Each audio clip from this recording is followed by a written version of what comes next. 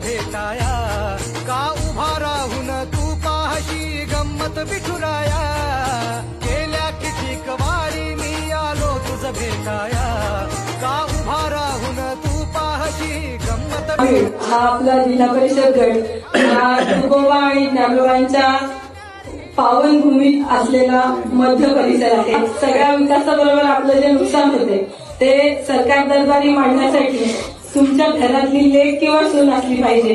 आणि मला असं वाटतं की मी आहे त्याचं कारण निघोजे हे माझं माहेर पण आहे आणि सासर पण आहे.